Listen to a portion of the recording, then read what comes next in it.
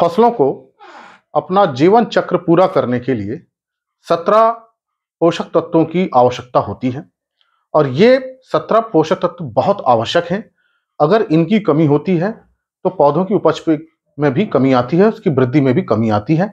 अगर इन 17 तत्वों में से एक तत्व शून्य हो जाए, अब्सेंट हो जाए, तो फसल अपना जीवन चक्र पूरा नहीं कर सकती। जीवन चक्र का मतलब यहाँ यह है कि अगर हमने बीज की बुआई की है तो अंत समय तक उसमें बीज बनना चाहिए। तो अगर मान लीजिए एक भी तत्व कम रह जाता है तब उसमें फिर बीज नहीं बनेगा। अगर तत्वों की कमी रहती है तो बढ़वार में कमी रहती है और उपज में भी कमी आती है। सामान्यतः हम 2 या 3 ही तत्वों पर ध्यान देते हैं, जिस कारण से अन्य तत्वों की कमी रह जाती है और बढ़वार उतनी अच्छी नहीं हो पाती है। तो हमको ये 17 आवश्यक तत्व जरूर पता होने चाहिए ताकि उसके अनुसार हम उसकी खाद का प्रबंध कर सकें। आज मैं इसी बात पे चर्चा करूंगा कि ये 17 आवश्यक पोषक तत्व कौन कौन से हैं और इनको 2 भागों में बांटा गया है, प्रमुख पोषक तत्व और सूक्ष्म या गौण पोषक तत्व। प्रमुख पोषक तत्व वो हैं जिनकी आवश्यकता ज्यादा होती है, इनको मैक्रोन्यूट्रिएंट कहते हैं। जिनकी आवश्यकता कम होती है, सूक्ष्म पोषक तत्व, इनको माइक्रोन्यूट्रिएंट कहते हैं। तो आज आप इस बारे में समझेंगे कि वो 17 आवश्यक पोषक तत्व कौन कौन से हैं। तो देखिए, जो सबसे पहला है वो है कार्बन, हाइड्रोजन और ऑक्सीजन। ये इसके सिंबल हैं और इनको पौधा कहां से लेता है? हवा और पानी से लेता है। इसके लिए हमें कोई खाद देने की जरूरत नहीं होती है। फिर है N nitrogen, P phosphorus, K potassium, Ca calcium, Mg magnesium और S सल्फर या गंधक। ये जो है मैक्रोन्यूट्रिएंट है, प्रमुख पोषक तत्व है। मैक्रो मतलब जिसकी आवश्यकता ज्यादा होती है। तो ये इसेंशियल न्यूट्रिएंट्स में आते हैं, आवश्यक पोषक तत्व में आते हैं।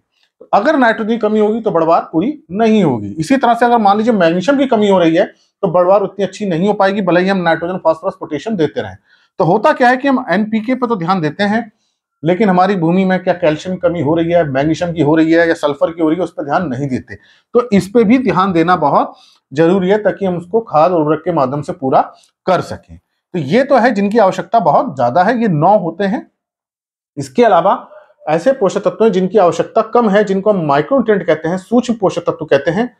ये पौधे के लिए बहुत जरूरी है लेकिन इनकी जरूरत बहुत कम होती है। खासतौर से एंजाइम को एक्टिवेट करने में काम करते हैं, हार्मोन को बनाने में काम करते हैं और जो पौधे के अंदर जितनी क्रियाएं होती हैं उसको बढ़ाने में सहायता करते हैं। तो ये जो पोषक तत्व हैं ये हैं Fe, Cu, Mn, Zn। Fe मतलब लोहा, Cu मतलब कॉपर, Mn मतलब मैग्नीज, जिंक मतलब जिंक जिसको हम बहुत ज्यादा यूज करते हैं। इनके लिए हम चिलेटेड वाले उर्वरक प्रयोग करते हैं क्योंकि मिट्टी में क्या है, बहुत ज्यादा रिएक्टिव होते हैं। तो चिलेट वाले अगर हम इनके खाद डालेंगे तो बहुत जल्दी हमको इसका रिस्पॉन्स मिलता है। और स्प्रे के लिए हम सल्फेट वाले साल्ट यूज करते हैं। फिर है बोरोन, क्लोरीन, मोलिब्डेनम और निकिल।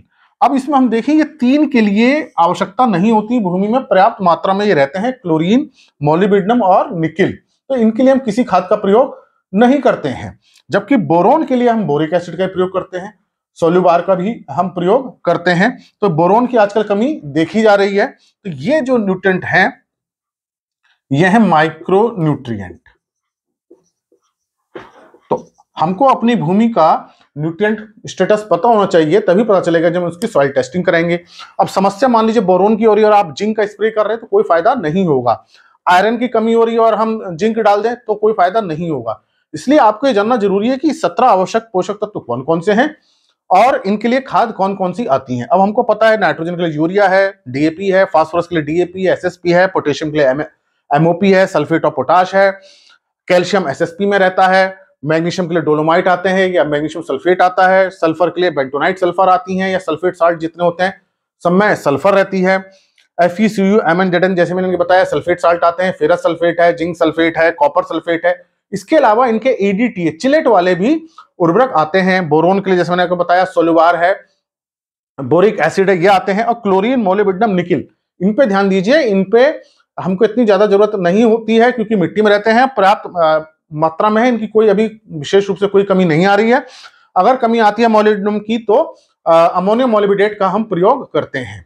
ताकि मोलिब्डेनम की कमी पूरी हो सके। निकेल की अभी कोई ऐसी समस्या नहीं आ रही है, लेकिन ये आवश्यक पोषक तत्व है, इसके लिए किसी खाद के माध्यम से हम नहीं देते हैं। अब जो एमओपी हम देते हैं पोटाश के लिए, जो हम देते हैं पोटेशियम के लिए, उसमें क्लोरीन रहता है, तो क्लोरीन की पूर्ति एमओपी से हो जाती है। तो आपको समझ में आ गया होगा कि कौन कौन सी हमारी खाद है।